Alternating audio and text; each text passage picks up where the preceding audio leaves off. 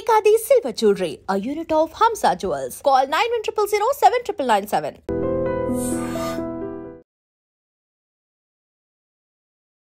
నమస్కారం, welcome to I dream. ధర్మ మార్గం విత్ విజిత కార్యక్రమానికి స్వాగతం.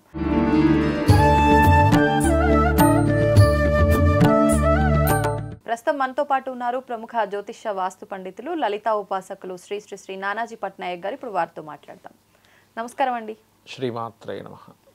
గురుగారు, శ్రావణ మాసంలో నాగుల పంచమి రాబోతోంది. నాగుల పంచమి రోజు ఆరాధన ఏ రకంగా ఉండాలి, అసలు ఆ రోజు ఆరాధన చేయటం వల్ల కలిగే ఫలితం ఏంటో వివరించండి. తప్పకుండా. చాలామందికి ఏంటంటే నన్ను అడిగిన క్వశ్చన్ ఏంటంటే, చాలామంది మీరు ఇప్పుడు దాని పరంగా సర్పాన్ని పూజించడం ఏమిటి అవును అనేటువంటి ఒక సందేహం ఉంటుంది. సర్పం పూజించడం ఏంటి, అది అంటే ఒక ఫీలింగ్. మనం ఎందుకు పూజనీయము అంటే అందులో ప్రధానంగా మనం చూసుకుంటే మన దేవీ దేవతల్ని కనుక చూసుకున్నట్లయితే ఈశ్వరుడు సర్పాన్ని కంఠంలో ధరించాడు. అవును, విష్ణువు సర్పం మీద పడుకున్నారు కదా. అంటే ఇక్కడ ఏంటంటే మన దేవీ దేవతలు కూడా సర్ప సంబంధించినటువంటివి వాళ్ళ కనెక్టివిటీలో ఉన్నాయి. కుండలిని యోగము అంటారు. కుండలిని అని మూలాధార చక్రంలో 3.5 చుట్లు తిరిగి సర్పంలా ఉంటుందట. అది కుండలిని పైకి వచ్చినప్పుడు ఆ సర్పంలాగే మనకి వస్తుంది. అంటే కాలానికి కూడా సర్పం కారకుడుగా అంట. అందుకే చూడండి, కాలం కాటేసింది అంటుంటాం. కాటేయడం ఏంటి? కాలం సర్పం అంటే కాలంకి సర్పానికి సంబంధం ఉంటుంది. అందుకే ఆస్ట్రాలజీలో కూడా సమయాన్ని సూచించేటువంటి గ్రహాల్లో రవిచంద్రులు, సూర్యోదయం సూర్యాస్తమం, ఏ తిథి అనేది ఎట్లా తెలుస్తుంది. అలాగే రాహుకేతువులు కూడా సమయానికి కారకులు. ఓకే, అందుకే కాలము కాలసర్పదోషము అంటుంటారు చూడండి, కాలానికి సంకేతం. అందుకని కాలాన్ని సూచించేటువంటి గ్రహాలు, కాలాన్ని సూచించేటువంటి వాటిల్లో ముఖ్యంగా సర్పానికి ప్రతీక, అంటే సర్పానికి కాలానికి సంబంధం ఉంటుంది. ఓకే, అందుకే మన వాళ్ళు అందులో ప్రధానంగా నార్మల్గా మీరు చూసే సర్పం వేరు, దేవతా సర్పాలు వేరుగా ఉంటాయి. వాసుకి ఇలా దేవతా సర్పాలు ఉంటాయి. మన మన లైఫ్లో కూడా ఏంటంటే సర్పం యొక్క ప్రాముఖ్యత చాలా ఎక్కువగా ఉంటుంది. నవగ్రహాల్లో 2 సర్పగ్రహాలు ఉన్నాయి, సర్ప నక్షత్రాలు ఉన్నాయి. ఓకే, అంటే ఏమిటి? అంటే ఆ నక్షత్రంలో జన్మిస్తుంటారా? జన్మిస్తే అంటే ఆశ్లేష నక్షత్రం సర్ప నక్షత్రమే, ఇట్లా కొన్ని ఉంటాయి. నేను అనేది ఏంటంటే అది జన్మించినంత మాత్రం చేత వాళ్ళు సర్ప ప్రవృత్తి ఉంటుందని కాదు అక్కడ అర్థం. ఒక్కొక్క దానికి ఒక్కొక్కటి పెట్టుకున్నారు వాళ్ళు. అంటే అలర్ట్నెస్ ఎక్కువగా ఉంటుంది ఆశ్లేష నక్షత్రం వారికి. ఇప్పుడు చూడండి, ఏదైనా చిన్న చప్పుడు వచ్చింది అనుకోండి, వెంటనే సర్పం ఆగి ఇలా చూస్తుంది. అంటే అలర్ట్నెస్ ఎక్కువ, బుద్ధి కుశలత ఎక్కువగా ఉంటుంది ఆశ్లేష నక్షత్రం వారికి. అలా ఉంటుంది అనమాట. అయితే ఈ మన సర్పదోషాలు ఇవన్నీ ఉన్న వాళ్ళు నాగప్రతిష్ఠ చేయడం చేస్తూ ఉంటారు. అయితే ఈ నాగుల పంచమి నాడు ఎవరైతే పుట్ట దగ్గరికి వెళ్ళి అక్కడ చక్కగా నైవేద్యంగా ఇప్పుడు చనివిడి చేస్తారు. చలివిడి మరియు మనకి నువ్వులతో చేసినటువంటి చిమిని అంటారు దాన్ని. అవి పెట్టి ఆ పుట్ట మట్టిని చిన్నపిల్లలకైతే చెవులకి రాయాలి. ఇట్లా దానివల్ల ఏమవుతుందంటే 2 రకాల ఫలితాలు. ఒకటి, వాళ్ళకి విద్యాబుద్ధులు సరిగ్గా రావట్లేదు అంటే కారణం ఏంటంటే సర్పదోషం ఏర్పడుతుంది 4వ స్థానానికి. అప్పుడు విద్యా సంబంధించిన విషయంలో వెనకబడి ఉంటుంటారు. ఓకే, కొంతమందికి సంతానం కలగదు, అలాంటి వాళ్ళకి పొట్టకి రాస్తారు ఆ మట్టిని తీసుకొని. దగ్గరలో లేదు మనకి ఎక్కడ పుట్టలేదు, ఇంట్లోనే పుట్టమట్టిని తీసుకొని చిన్న పుట్టలా తయారు చేసి అదే పుట్టగా భావించి ప్రసాదం పెట్టడము, నైవేద్యం పెట్టడం, ఇవన్నీ చేస్తూ ఉంటారు. అయితే చాలామందికి తెలియక పుట్ట లోపల పాలు పోసేస్తుంటారు. కానీ పుట్ట లోపల పాలు పోస్తే అది ఎలా తాగుతుంది? భూమిలోకి ఇంకిపోతాయి. నేల మీద పడ్డ పాలు ఏమైనా తాగలేదు కదా. కాబట్టి ఇట్లాంటి మిస్టేక్స్ చేస్తూ ఉంటారు చాలామంది. అక్కడ పాము ఉందో లేదో పుట్టుందంటే కదా వెళ్ళి పోసేస్తుంటారు. దానివల్ల ఎటువంటి ఉపయోగం ఉండదు. మీరు ఒకవేళ అంతగా మీరు పోయాలనుకుంటే ఒక గిన్నెలో పాలు పెట్టి పోయొచ్చు. అంటే పుట్టలు అంటే అడవి ప్రాంతాల్లో ఎక్కడైనా కనిపిస్తుంటాయి. అలా ఎక్కడ కనిపించినా వెళ్ళి అలా మనం పసుపు కుంకుమలు వేసి ఒక పాత్రలో పాలు పోసి పెట్టచ్చా? లేదు అంటే ఆలయంలో ఉన్న పుట్టలకు మాత్రమేనా? అదేం లేదు, పెట్టచ్చు. సర్పం ఎక్కడైనా సర్పమే, కాకపోతే మీకు భావన కనెక్ట్ అవ్వాలి. సర్పాన్ని ఒక దేవత సంబంధించిన దృష్టితో చూస్తూ మీరు ఆ రకంగా కనుక చేసినట్లయితే దాని ఫలితం ఉంటుంది ఖచ్చితంగా. అయితే అందులో దేవతా సర్పాలు ఉంటాయి కొన్ని. దేవతా సర్పాలు ఎలా ఉంటాయంటే మీకు కనబడ్డట్టే కనబడి మాయమైపోతూ ఉంటుంది సర్పం. అలాగే మనకి మనం ప్రతిసారి సర్పము హానే చేస్తుంది అనుకుంటాం, అలా కాదు. ఒక్కొక్కసారి సర్పం కూడా మంచి చేస్తుంది వాళ్ళకి. ఏ రకంగా అండి? ఏ రకంగా అంటే నేను ఒక చిన్న ఇన్సిడెంట్ చెప్తా, ఇప్పుడు వచ్చింది టాపిక్ వచ్చింది కాబట్టి. వాళ్ళ పూర్వీకులు, నేను ఒక ఫ్యామిలీ చూసా, వాళ్ళ పూర్వీకులంతా సర్ప సంబంధించిన ఆరాధన. వాళ్ళ ఇంట్లో వాళ్ళందరి పేర్లు కూడా నాగ అనే దాంతోనే వస్తుంది. ఇప్పుడు ఎట్లా నాగేశ్వరరావు, నాగ చైతన్య, నాగార్జున ఎట్లాగో వాళ్ళకు కూడా నాగ అనే పేరు మీదే వస్తూ ఉంటుంది. వాళ్ళు మేము కులదైవంగా కూడా సర్పాన్ని ఆరాధిస్తామండి అని చెప్పేవాళ్ళు. అని ఒకసారి మాకు ఇట్లాగే మమ్మల్ని కాపాడింది కూడా అండి సర్పం వచ్చి అన్నారు.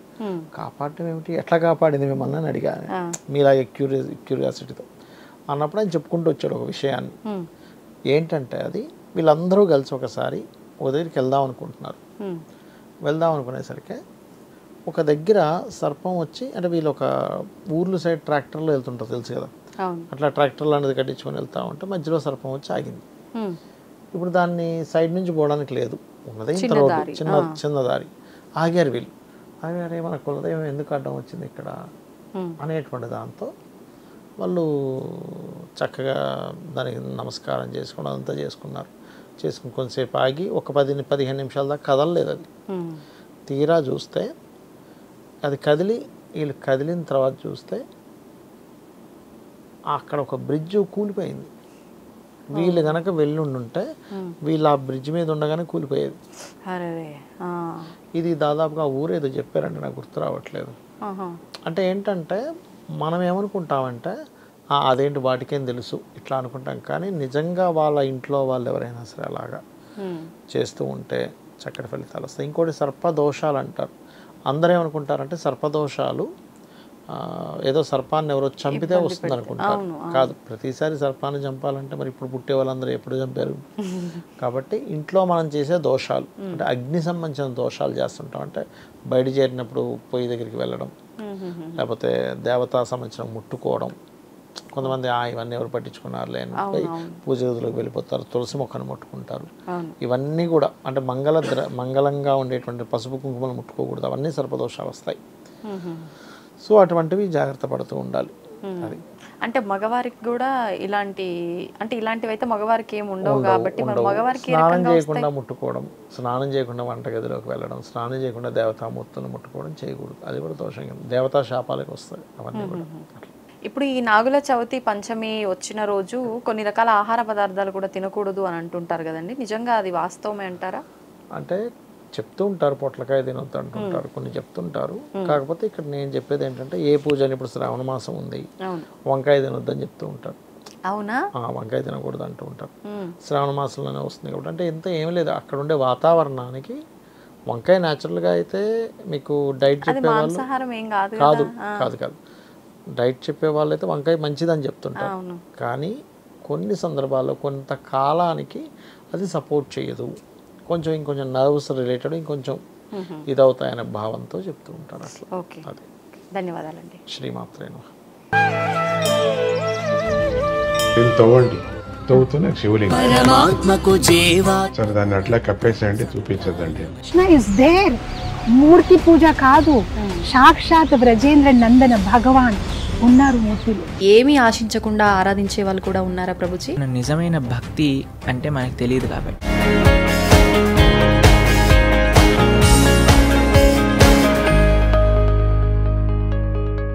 సాధారణంగా మనందరికీ రకరకాల కళలు వస్తూ ఉంటాయి. కొన్నిసార్లు పీడ కళలు, కొన్నిసార్లు ఏదో శుభకార్యాలు అయినట్టు, కొన్నిసార్లు ఎవరో చనిపోయినట్టు, ఒకటని కాదు ఇంకా రకరకాల కళలు అనేది వస్తూనే ఉంటాయి. ఒక్కొక్కసారి అసలు ఇది కళ అని కూడా అనుకోం, వాస్తవమేనేమో అన్నంత ఇన్వాల్వ్ అయిపోతాం కళలో కూడా. అయితే దీనికి సంబంధించి ఒక స్వప్న శాస్త్రం అనే ఒక, అది పురాణమో మరి శాస్త్రమో గ్రంథమో తెలియదు కానీ ఉంది అని చెప్పి అయితే విన్నాం. నిజంగా అందులో ఉన్నాయన్నీ వాస్తవాలేనా? అందులో చెప్పినట్టుగానే నిజంగా మన బయట ఏదైతే కళ వచ్చిందో అది జరుగుతుందా? దాని గురించి వివరించండి. చిన్న ఎగ్జాంపుల్ చెప్తాను, ఇప్పుడు చూసే ప్రేక్షకులకు కూడా ఇదే అనుభవంలోకి వచ్చి ఉంటుంది. మనం ఏదైనా ఒక సీన్ ఒక నలుగురు కూర్చొని మాట్లాడేటప్పుడు అనిపిస్తుంది, అరే ఇది ఆల్రెడీ నాకు కళ్ళలోకి వచ్చింది, సేమ్ సిచ్యువేషన్. అవును, మీకు వచ్చిందా ఎప్పుడైనా? అనిపించింది. సేమ్ అదే పర్సన్స్, అదే లొకేషన్, అవును, ఇది ఆల్రెడీ నా కళ్ళలోకి వచ్చిందంట. కళ కూడా అనిపిది ఒక్కొక్కసారి, ఇదంతా ముందెప్పుడో జరిగినట్టు అనిపిస్తుంది అనుకుంటాం, జరిగింది అనిపిస్తుంది. అదేంటంటే ఆల్రెడీ మొత్తం రికార్డెడ్ యాక్చువల్గా ఎప్పుడు ఏం జరగాలనేది. అది స్వప్న రూపంలో ఒక్కొక్కసారి అదేదో ఫిలిం ముందుకి వెనక్కి వెళ్ళినట్టుగా వచ్చేస్తుంది మనకి. స్వప్నం అనేటువంటిది ఏంటంటే ఇప్పుడు అట్లా వస్తుంది అన్నారు కదా, అన్నిసార్లు రాదు ఎందుకని మరి? కొన్నిసార్లే వస్తుంది. కొన్నిసార్లు వస్తుంది, రోజు వస్తే ఇంకేం అసలు ముందే తెలిసిపోతాయండి. కాబట్టి ఏంటంటే స్వప్నము అనేటువంటిది ఏంటంటే మీకు అమ్మవారు స్వప్న రూపంలో యాదేవి సర్వభూతేషు స్వప్నారూపేణ సంస్థిత, నిద్రారూపేణ సంస్థిత, లజ్జారూపేణ సంస్థిత, ఇట్లా చాలా ఉన్నాయి. అమ్మవారు ఏంటంటే కాపాడుకోవడానికి ముందుగా స్వప్న రూపంలో ఒక ఇండికేషన్ ఇస్తుంది. అంటే ఒక వ్యక్తి ఏదో ఒక బిజినెస్ పెట్టబోతున్నాడు, అంత చెడు స్వప్నాలు వస్తున్నాయి అంటే నేను ఎక్కడో రాంగ్ స్టెప్ వేస్తున్నాను, సో నేను చూసుకోవాలి, చెక్ చేసుకోవాలి. స్వప్నాలు కానివ్వండి, శకునాలు అంటారు, మనం బయలుదేరేటప్పుడు శకునాలు కానివ్వండి, నిమిత్తము అంటారు, మేము ఆస్ట్రాలజీలో వాడతాం నిమిత్తం. అంటే నిమిత్తం అంటే ఎలా అంటే ఒక వ్యక్తి అడిగాడు, జాతకం లేదు ఏం లేదు, ఏమంటే మాకు పెళ్ళి అవుతుందా అని. ఇలా చూడగానే ఇద్దరు జంట కలిసి వస్తున్నారు కూడా, అవుతుందని చెప్పొచ్చు. అదే వ్యక్తి అడిగాడు, ఏమంటే మేము విడిపోతామా కలిసి ఉంటామా అని. నాకు ఒక సెంటర్ దగ్గరికి వచ్చి భార్య ఇద్దరు ఆడ మగ ఇద్దరు విడిగా వెళ్ళిపోయారు సెపరేట్ రోడ్స్లో. అట్లా ఒకటి కాదు చాలా తీసుకోవచ్చు, రెండు జంటలు ఉన్న పక్షులు ఒకటి ఎగిరిపోయి ఒకటి మిగిలిపోయింది అంటే ఇండికేషన్ అంటారు, నిమిత్తము అని. ఒకసారి ఇలాగే ఒకసారి నేను ఒక కాలేజ్ దగ్గర ఉన్నప్పుడు మా ఫ్రెండ్కి ఫోన్ వచ్చింది, ఫోన్ వచ్చి ఇట్లా హెల్త్ బాగాలేదంట అది లౌడ్ స్పీకర్లో పెట్టి వింటున్నాడు. ఇలా ఆకాశం వైపు చూడగానే మబ్బులన్నీ విడిపోయి సూర్యుడు బయటకు వచ్చాడు. నేను వెంటనే ఏం చెప్పానంటే వెంటనే వాళ్ళకి ప్రాబ్లం క్లియర్ అవుద్దని చెప్పండి అన్న. అంటే ఒకసారి నేను మీకు ఫోన్ ఇస్తాను అని నాకు ఇచ్చాడు ఫోన్. అమ్మ ఇప్పుడు నిమిత్తం పరంగా సీరియస్ చాలా ఇంకా కష్టం అంటున్నారు కానీ రేపటికి మొత్తం క్లియర్ అయిపోద్దని చెప్పాను. రేపటికి క్లియర్ అయిపోయింది. అయిపోయాక ఈ వ్యక్తి వచ్చి అడిగాడు, నేను ఎట్లా చెప్పాను జాతకం లేదు కదా అంటే దాని నిమిత్త శాస్త్రం అంటారు. అంటే ఇప్పుడు మీరు చెప్పేటప్పుడు అక్కడ ఉన్న పరిస్థితుల్ని బట్టి వాళ్ళకి పాజిటివ్ అవుతుంది, నెగిటివ్ అవుతుంది, తెలిసిపోతుంది, ఖచ్చితంగా తెలుస్తుంది. ఆ ఇండికేషన్ వాళ్ళకి సంబంధించింది అనేది ఎట్లా తీసుకోవచ్చు? ఆస్ట్రాలజర్కి నిమిత్తం గురించి మనం సర్చింగ్లో ఉన్నప్పుడు అది చూపిస్తుంది, ఖచ్చితంగా చూపిస్తుంది. Okay okay. ఒకరోజు ఇట్లాగే వెహికల్ మీద వెళ్తుంటే ఒక అతను లోన్ వస్తుందా అండి అంటే బస్ వెనకాతల రాసింది మనప్పురం గోల్డ్ అని సంథింగ్ వస్తుందండి అన్న. అట్లా ఏంటంటే ఒక్కొక్క ఇండికేషన్స్, దీని మీద ఒక పెద్ద స్టోరీ ఉంది నిమిత్తం మీద. అంటే స్వప్న శాస్త్రము, నిమిత్త శాస్త్రము, శకున శాస్త్రము. అంటే నిమిత్తాన్ని ఎలా తీసుకోవాలనే దాని మీద చిన్న స్టోరీ ఉంది, చెప్తాను నేను మీకు. ఒకసారి ఒక గురువు గారు వాళ్ళ శిష్యులందరికీ పాఠం చెప్తూ ఉన్నాడు, ఇలాగే జ్యోతిష్యము నిమిత్తం వీటి మీద.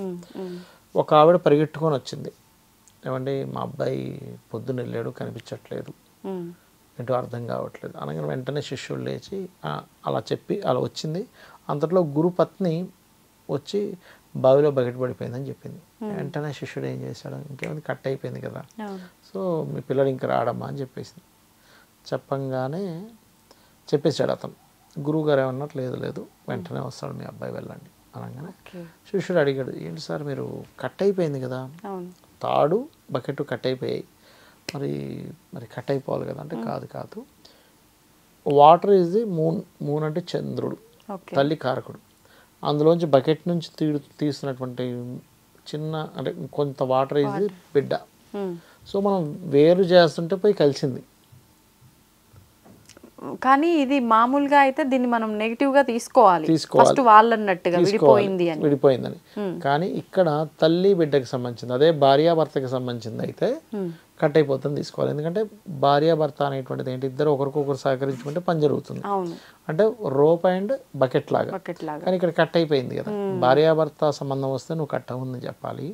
ఇక్కడ తల్లి బిడ్డ కాబట్టి చిన్న వాటర్ అనేది బిడ్డ అనుకో, పెద్ద వాటర్ అనేది తల్లి అనుకో, కట్ అయి కలిసింది కాబట్టి అని చెప్పినప్పుడు నిజంగానే సాయంత్రం కల్లా వస్తాడు. అట్లా అలా ఏంటంటే నిమిత్తము అనేటువంటిది ఉంటుంది.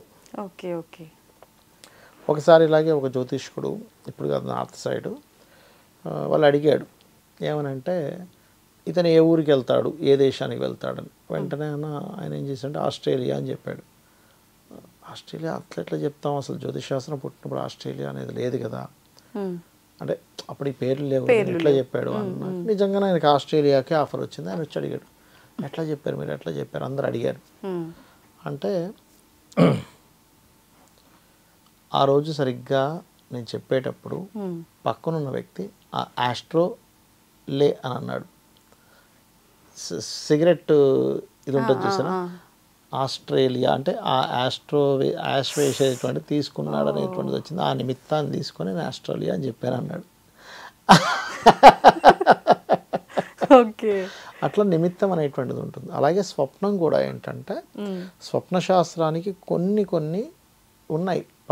ఇప్పుడు మామూలుగా ఏమంటారు, సైంటిఫిక్గా ఉండేవాళ్ళు, మీరు సైన్స్ చదువుకున్న వాళ్ళు కానీ డాక్టర్స్ కానీ ఏమంటారు, మీరు చూసింది మాట్లాడేది ఇవే వస్తాయంటారు. నిజమే, అది అందులో ఎటువంటి డౌట్ లేదు. ఎందుకంటే స్వప్నశాస్త్రం కూడా ఆ సిస్టమ్ ఇచ్చారు. చూసింది, మాట్లాడింది, అనుమానించింది, ఊహించుకున్నది, మీరు పొద్దున్నంతా చూసిన అనుభవం కళ్ళలోకి వస్తే దాన్ని తీసుకోవద్దని చెప్పారు.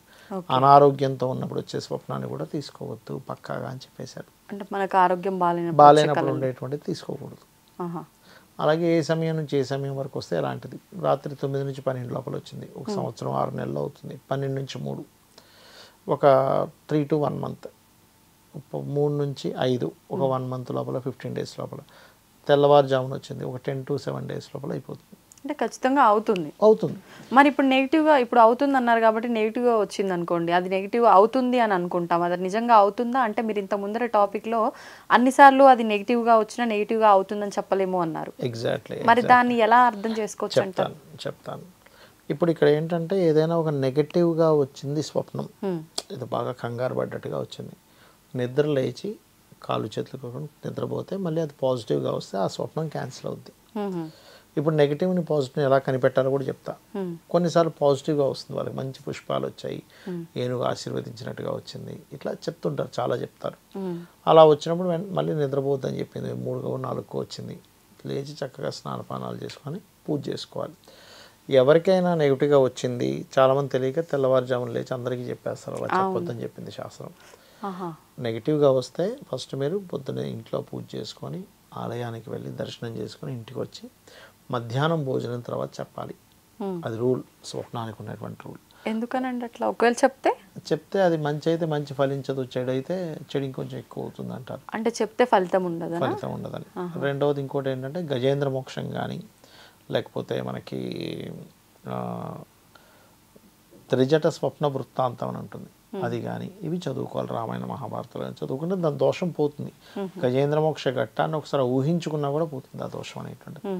అయితే ఇక్కడ ఏంటంటే ఆ స్వప్నం ఎలా వచ్చింది ఇస్ మోస్ట్ ఇంపార్టెంట్. ఆవు వచ్చింది, ఆవు పొడుస్తున్నట్టు వచ్చిందా, నార్మల్గా చక్కగా ఉందా, గుడ్. పొడుస్తున్నట్టు వస్తే మంచిది కాదు. అలాగే ఒక కొండ మీద ఎక్కుతున్నట్టు వచ్చింది, మంచిది. పడిపోతున్నట్టు వస్తే మంచిది కాదు. అంటే ఆ స్వప్నం ఎలా ఫామ్ అయింది ఈజ్ మోస్ట్ ఇంపార్టెంట్. అది ఖచ్చితంగా దాని ఫలితం ఉంటుంది, దానివల్ల ఆ వ్యక్తి దాని ఫలితాన్ని 100% చూస్తాడు, ఇంకా అందులో డౌట్ ఏం లేదు. ఓకే, ధన్యవాదాలండి. శ్రీమాత్రే నమః. తవ్వండి, తవ్వుతూనే శివలింగం సరే దాన్ని అట్లా కప్పేసేయండి, చూపించద్దండి. Krishna is there. మూర్తి పూజ కాదు, సాక్షాత్ బ్రజేంద్ర నందన భగవాన్ ఉన్నారు మూర్తిలో. ఏమీ ఆశించకుండా ఆరాధించే వాళ్ళు కూడా ఉన్నారా ప్రభుజీ? నిజమైన భక్తి అంటే మనకు తెలియదు కాబట్టి.